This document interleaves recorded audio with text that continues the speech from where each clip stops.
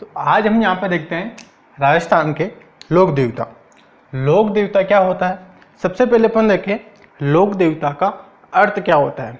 लोक देवता का अर्थ यह होता है कि लोगों के द्वारा किसी व्यक्ति विशेष के चमत्कारों से अभिभूत होकर उनको देवता की संज्ञा दे दी जाती है, तो उनको हम देवता या फिर लोक देवता कह सकते हैं। ठीक है, यानी सामान्य अर्थ में अपन देखें कि लोगों के द्वारा जिनको देवता मान लिया जाता है उनको लोक देवता कहते हैं। अपने राजस्थान में ऐसे बहुत सारे लोक देवता हैं जिनकी अपन पूजा करते हैं और मान्यता उनकी यहाँ पर प्रचलित है, क्योंकि उनके कार्य ऐसे थे, उन्होंने कुछ ऐसे चमत्कार किए या फिर लोगों की रक्षा की, गौ रक्षा की, यानी जानवरों की रक्षा की, लोगों की रक्षा की।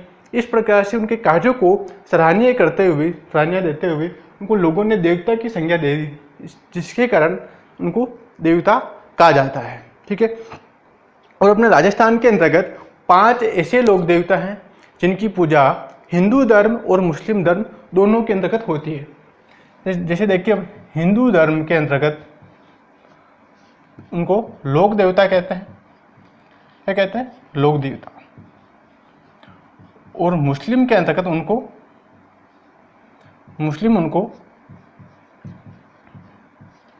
मुस्लिम धर्म अपने लोक देवता को पीर मानकर उनकी पूजा करते हैं। क्या मानता है? पीर। मुस्लिम उनको पीर मानकर लोक देवता की पूजा करता है। ठीक है, हिंदू अपने देवता को लोक देवता कहते हैं, जबकि मुस्लिम जो है उनको पीर मानकर इनकी पूजा करते हैं। और अपने राजस्थान के अंतर्गत मारवाड़ क्षेत्र में 5 ऐसे लोक देवता हैं जिनकी पूजा हिंदू भी करता है और मुस्लिम भी करता है। उन लोक देवता को 5 लोक देवता है, जिसके कारण उनको पंच पीर कहा जाता है। अपन देखते हैं पंच पीर में कौन से लोक देवता आते हैं। सबसे पहले अपन यहाँ पे देखें अपने राजस्थान के 5 पीर कौन से है, फिर पंच पीर कौन से है। यहाँ अपन देखें पंच पीरों में सबसे पहले आते हैं, और किसी को भी ले लो, सबसे पहले है रामदेव जी। कौन है? रामदेव जी। ठीक है, दूसरे नंबर पर है अपने पाबूजी राठौड़। कौन है? पाबूजी राठौड़।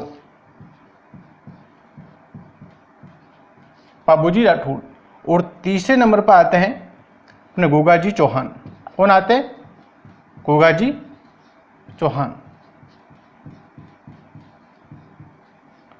चौहान। चौथे नंबर पर आते हैं हड़बूजी सांखला। कौन आते हैं? हड़बूजी सांखला। ठीक है, और 5वें नंबर पर लास्ट है अपने मेहाजी मंगलिया। कौन है? मेहाजी मंगलिया।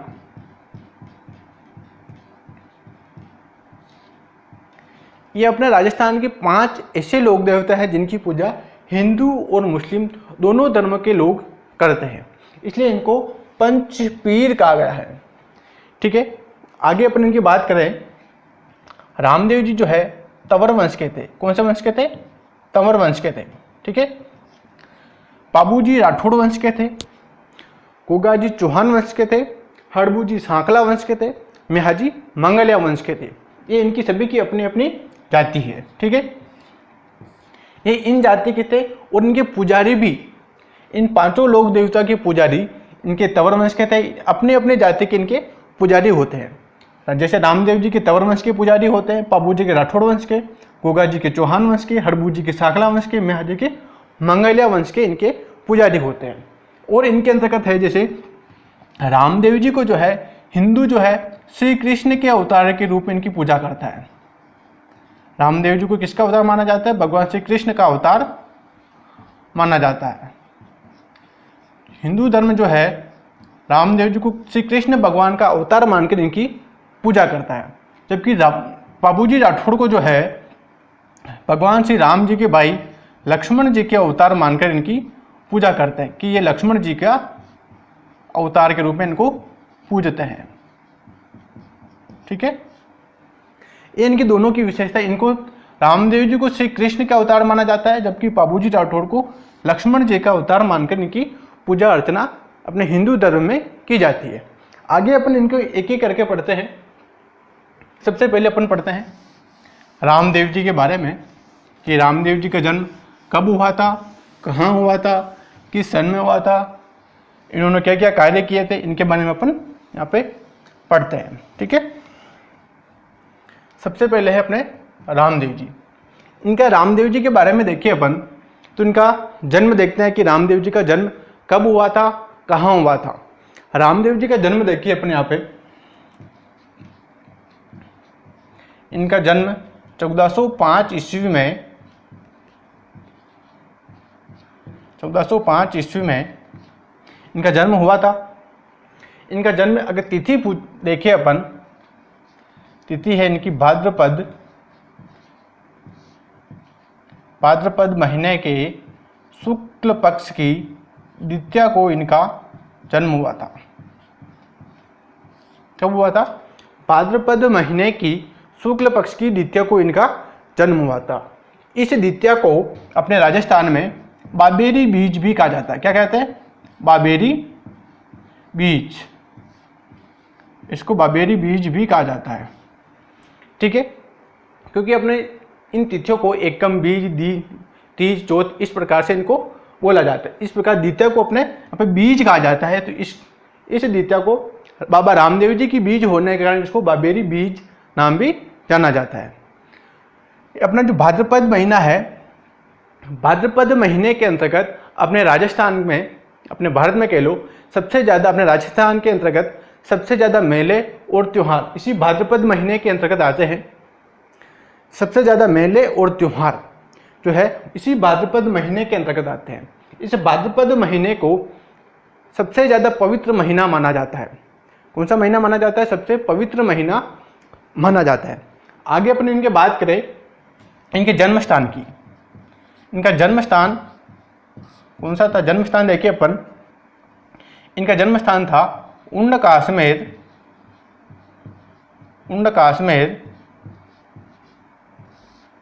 शिव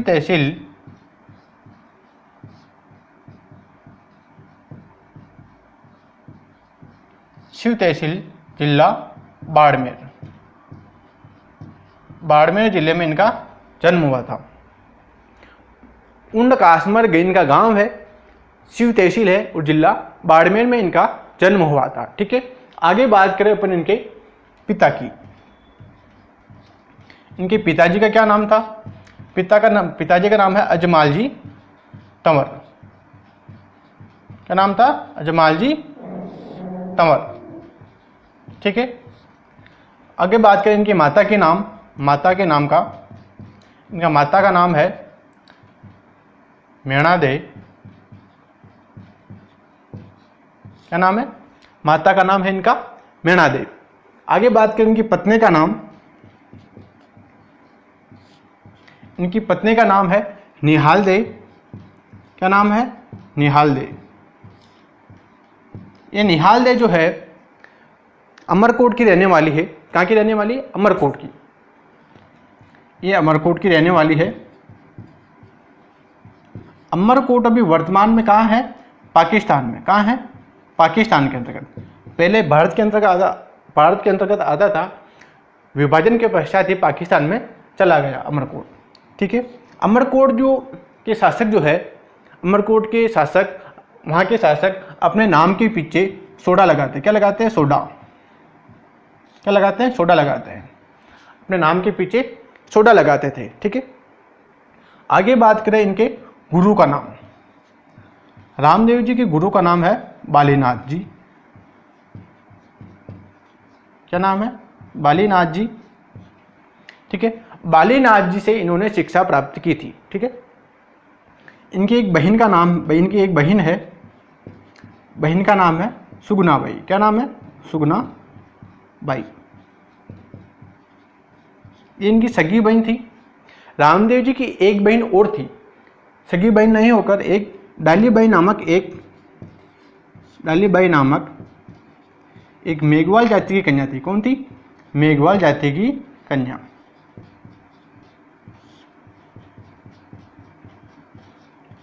मेघवाल जाति की कन्या थी। डालीबाई को रामदेव जी ने अपनी धर्म बहिन बनाया था। क्या बनाया था? धर्म बहिन बनाया था। डालीबाई को रामदेव जी ने अपनी धर्म बहिन बनाया था। ठीक है, ये इनकी सगी बहन सुगनाबाई थी।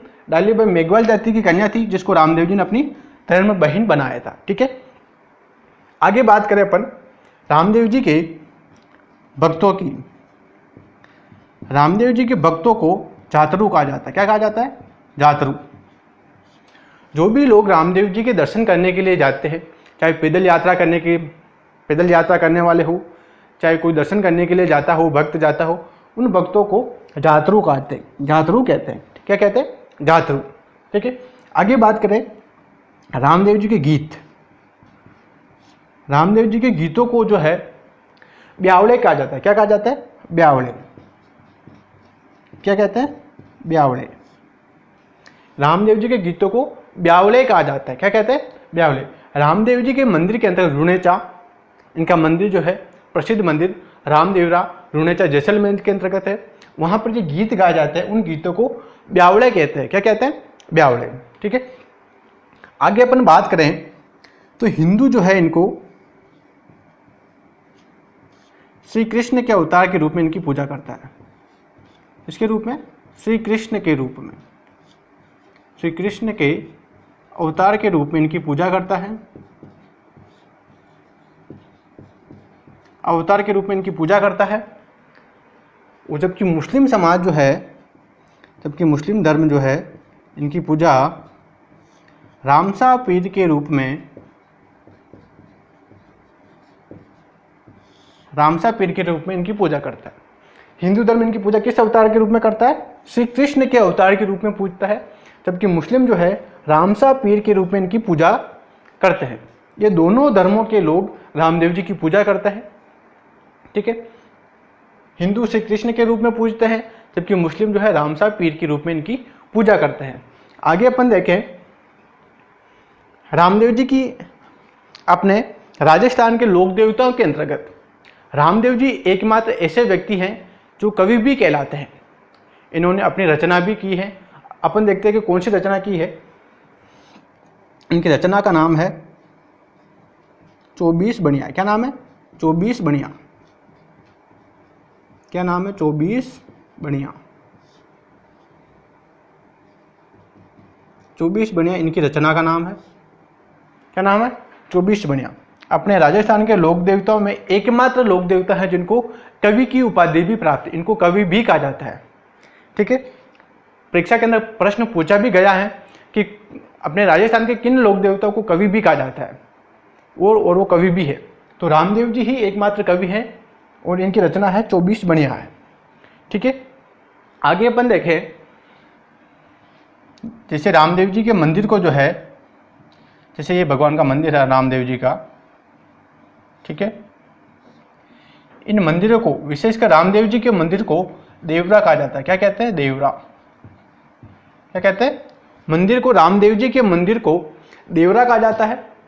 रामदेव जी के, विशेषकर रामदेव जी के मंदिर को देवरा कहा जाता है। और मंदिर के शीर्ष के ऊपर 5 रंग की ध्वजा चढ़ाई जाती है। कितने रंग की? 5 रंग की ध्वजा चढ़ाई जाती है, जिसको नेजा कहा जाता है। क्या कहते हैं? नेजा। नेजा वह होती है जो 5 रंग की ध्वजा होती है, जो मंदिर के शीर्ष के ऊपर चढ़ाई जाती है। 5 पंचरंगी ये ध्वजा होती है। क्या होती है? पंचरंगी ध्वजा। पंचरंगी ध्वजा होती है, उसको नेजा कहते हैं। ठीक है, ये मंदिर के शीर्ष की चोटी के ऊपर जो झंडा फहराया जाता है उस झंडे को नेजा कहा जाता है। ठीक है, अगर अपन आगे इसमें देखें, शुरू से देखें, इनका रामदेव जी का जन्म जो 1405 ईस्वी में भाद्रपद महीने की शुक्ल पक्ष की द्वितीया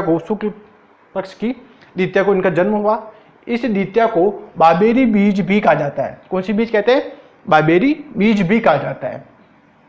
इनका स्थान जो है उंडका आसमेर, शिव तहसील, जिला बाड़मेर में इनका रामदेव जी का जन्म हुआ था। उंडका आसमेर, शिव तहसील, जिला बाड़मेर में इनका जन्म हुआ था। ठीक है, आगे देखिए अपन, इनके पिता का नाम है अजमाल जी तंवर है। इनके पिता का क्या नाम है? अजमाल जी तंवर इनके पिता का नाम है। माता का नाम मैनादे है, पत्नी का नाम निहालदे है गुरु बालीनाथ जी। इनके गुरु कौन है? बालीनाथ जी से इन्होंने दीक्षा प्राप्त की थी। इनके भक्तों को जादरू कहा जाता है, इनके गीतों को ब्यावले कहा जाता है। ठीक है, हिंदू इनको श्री कृष्ण के अवतार के रूप में इनकी पूजा करते हैं। हिंदू इनको श्री कृष्ण के अवतार के रूप में इनको मानकर पूजते हैं, जबकि मुस्लिम जो है रामसा पीर के रूप में इनकी पूजा करते हैं। इनकी रचना का नाम है 24 बनिया है। और डालीबाई जो है एक मेघवाल जाति की कन्या है, जिसको रामदेव जी ने अपनी धर्म बहन बनाया था, अपनी बहन बनाया था डालीबाई को। ठीक है, रामदेव जी के मंदिरों को देवरा कहते हैं। क्या कहते हैं? देवरा। और मंदिर के शीर्ष के ऊपर पंचरंगी ध्वजा होती है, उसको नेजा कहा जाता है। पंचरंगी पताका या फिर ध्वजा, उसको नेजा कहते हैं। ठीक है, आगे देखिए अपन इसके अंदर और अंतर्गत और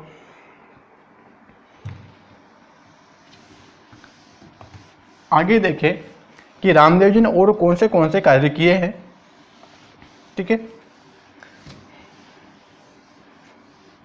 रामदेव जी ने एक पंथ शुरू किया था। क्या शुरू किया था? पंथ। उस पंथ का नाम है कामड़िया पंथ। क्या नाम है? कामड़िया पंथ। रामदेव जी ने कामड़िया पंथ चलाया था।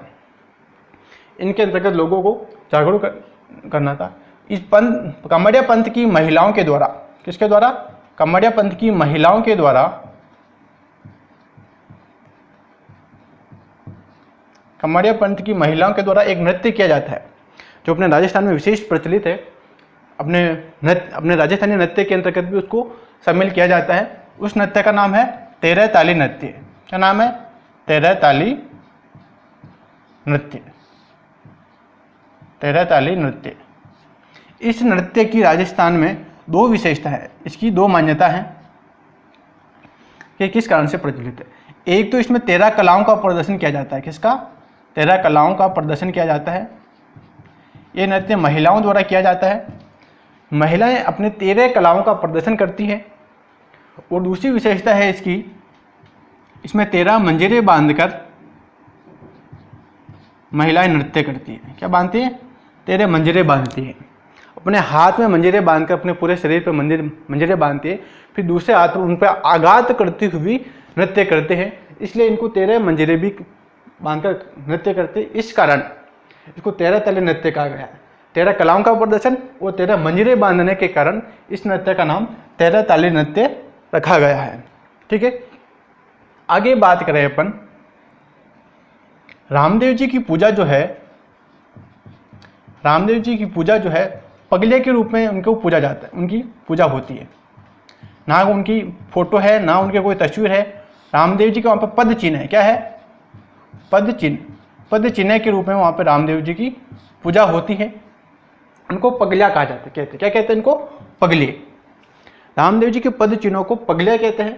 इनके पद चिन्ह की वहाँ पे पूजा होती है। आगे देखिए अपन इसके अंतर्गत और, रामदेव जी की जो घोड़ी थी, सॉरी घोड़ा था इनका, क्या नाम? घोड़ा। वो घोड़ा था नीला घोड़ा। क्या था? नीला घोड़ा। अक्सर परीक्षा में पूछ लिया जाता है, निम्न में से रामदेव जी के घोड़े का नाम है। इसे बहुत सारे लोक देवताओं के बहुत सारे घोड़ों का नाम आएगा, उन घोड़ों को भी अपना का नाम याद रहना चाहिए, पूछ लिया जाता है। अलग अलग देवताओं के अलग अलग घोड़े और घोड़ियाँ थी। ठीक है, आगे देखिए इनके अंतर्गत अपन, एक इन्होंने शुरू किया था जम्मा जागरण। क्या शुरू किया था? जम्मा जागरण। जम्मा जागरण। जम्मा जागरण क्या होता है?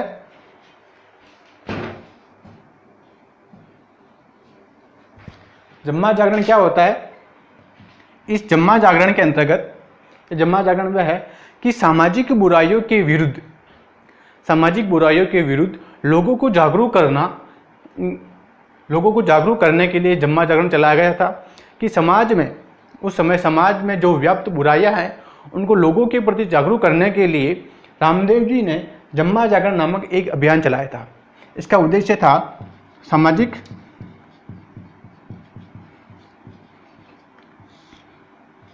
सामाजिक बुराइयों के विरुद्ध, सामाजिक बुराइयों के विरुद्ध अभियान था। जम्मा जागरण का उद्देश्य क्या था? सामाजिक बुराइयों के विरुद्ध अभियान। यह अभियान जो है रात्रि के समय किया जाता था। कब किया जाता था? रात्रि के समय। रात्रि के समय किया जाता था। रात्रि के समय क्यों किया जाता था? क्योंकि लोग बाग वहाँ पे दिन में खेती करते थे, तो लोग वहाँ पर कोई इकट्ठा नहीं हो पाते थे। रात्रि के समय सब लोग फ्री हो जाते थे, उसके बाद में वहाँ पर लोग इकट्ठा हो जाते थे। शाम को कोई काम नहीं होता था खाना खाने के बाद में, तो लोगों को वहाँ पर रामदेव जी स्वयं जाकर सामाजिक बुराइयों के बारे में लोगों को बताते थे रात्रि के समय पर। ठीक है, तो इसलिए इसको जम्मा जागरण कहा गया है कि लोगों को जागरूकता लाने के लिए चलाया गया अभियान है। आगे देखिए अपन इनका, रामदेव जी के वहाँ मक्का मदीना से 5 पीर आए थे।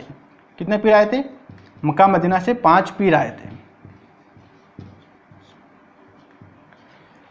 मक्का मदीना से 5 पीरों ने रामदेव जी से आकर कहा कि आप में ऐसी कौन सी विशेषता है या आप में ऐसी कौन सी कला है जिसको आपको लोग वहाँ पे देवता के रूप में आपको मानते हैं, आपकी यहाँ पे चर्चा है, आप यहाँ पे चारों ओर चर्चा होती है, आप यहाँ पे ऐसे आप यहाँ पे ऐसा कौन सा कार्य करते हैं जिससे आप लोगों को प्रभावित कर सकते हैं। आप हमें भी वो कला बताइए कि आप किस प्रकार से लोगों में प्रभावित है। तो रामदेव जी ने इनको 5 पीरों को चमत्कार दिखाया था। उन चमत्कार देखने के बाद में इन 5 पीरों ने कहा कि हम तो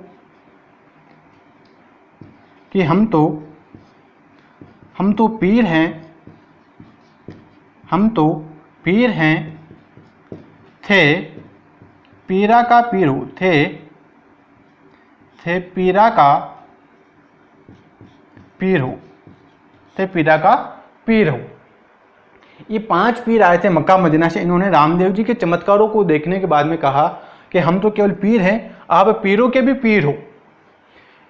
ये 5 पीर इतने रामदेव जी से इतने प्रभावित हुए कि इन्होंने कहा कि हम तो केवल पीर ही हैं, आप तो पीरों के भी पीर हो, आप सबसे महान हो, आप सबसे बढ़कर हो। ये रामदेव जी के बारे में इन 5 पीरों ने कहा था।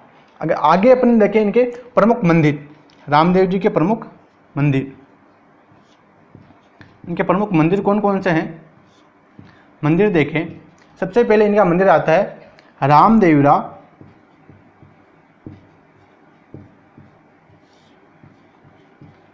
मंदिर कहाँ है? रुणेचा जैसलमेर में। रामदेवरा रुणेचा जैसलमेर में इनका सबसे प्रमुख मंदिर है। ठीक है, दूसरे मंदिर का बात करें अपन, दूसरा मंदिर है इनका सूरता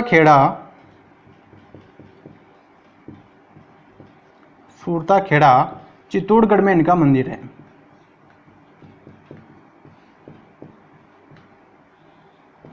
ठीक है, चित्तौड़गढ़ में इनका दूसरा मंदिर है। तीसरे मंदिर की बात करें अपन तो इनका तीसरा मंदिर जो है मसूरिया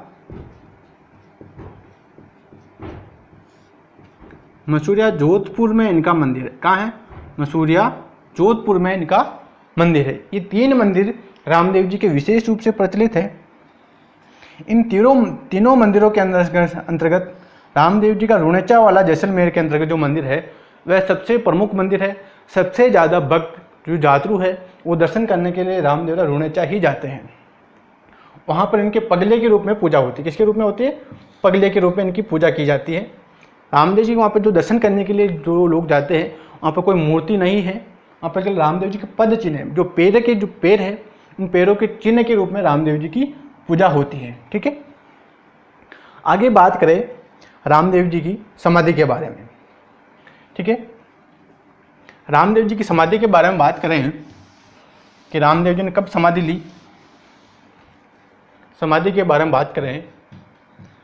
समाधि,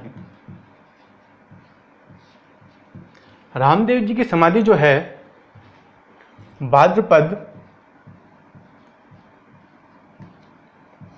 भाद्रपद महीने के शुक्ल पक्ष की एकादशी को इन्होंने समाधि ली।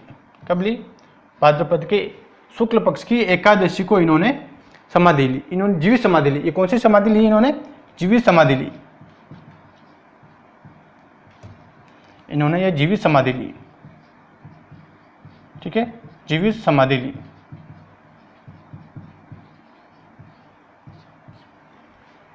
ठीक है, और इनकी बहन थी डालीबाई। कौन थी? डालीबाई ने रामदेव जी से एक दिन पहले, रामदेव जी की बहन डालीबाई ने रामदेव जी से एक दिन पहले समाधि ली, एक दिन पूर्व समाधि ली। कब ली? एक दिन पूर्व समाधि ली, एक दिन पूर्व समाधि ली।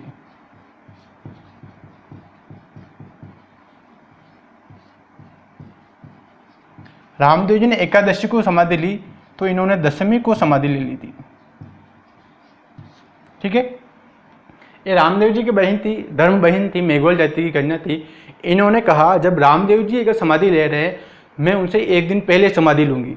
तो रामदेव जी जब समाधि की तैयारी कर रहे थे एकादशी के लिए, तो इन्होंने डालीबाई ने दशमी के दिन ही समाधि ले ली थी। ठीक है, आगे अपन बात करें इनका मेला।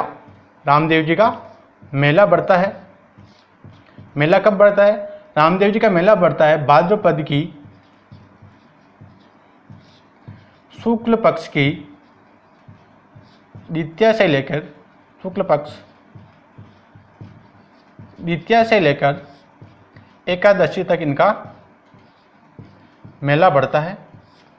कहाँ बढ़ता है इनका मेला? रामदेवरा, रुणेचा, जैसलमेर में इनका भव्य मेला बढ़ता है। ठीक है, रामदेव जी का मेला जो है द्वितीया से लेकर एकादशी तक चलता है। ये 10 दिनों के अंतर्गत रामदेव जी का मेला पड़ता है। इस 10 दिनों के अंतर्गत रामदेव जी के वहाँ पर हिंदू धर्म और मुस्लिम धर्म दोनों धर्मों के लोग वहाँ पर भगवान के दर्शन करने के लिए जाते हैं और मेलों को एंजॉय करते हैं वहाँ पर। ये रामदेव जी का मेला जो है, ये मेला जो है अपने भारत राजस्थान का सांप्रदायिक सद्भावना का मेला है। कौन सा? सांप्रदायिक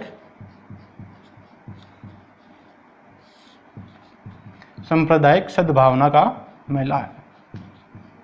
सांप्रदायिक सद्भावना का मेला है। ठीक है, सांप्रदायिक सद्भावना का मतलब होता है कि इसमें हिंदू और मुस्लिम धर्म, हिंदू और मुस्लिम धर्म दोनों धर्मों के लोग इस मेले के अंतर्गत जाते हैं और वहाँ पर रामदेव जी के दर्शन करते, पूरे मेलों में घूमते। इसलिए इस मेले को सांप्रदायिक सद्भावना का मेला भी कहा जाता है। ठीक है, यहाँ पर अपने खत्म होते हैं रामदेव जी।